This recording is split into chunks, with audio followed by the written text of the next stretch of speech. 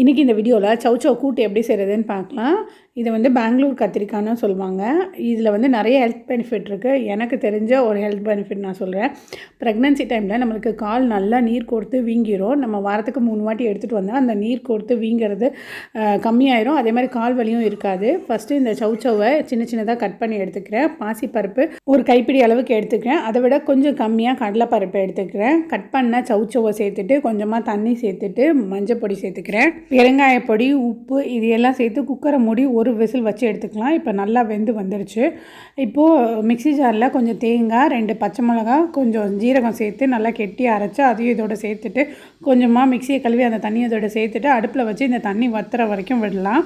கடைசியாக இதுக்கு ஒரு தாளிப்பு கொடுத்துக்கலாம். எண்ணெய் ஊற்றி காஞ்ச உடனே கடுகு, பெருங்காயம், கருவேப்பிலை இதை சேர்த்து அந்த காயில் கொட்டி ஒரு வாட்டி வதக்கி எடுத்தோம்னா செம்மையான கூட்டு ரெடி ஆயிரும்.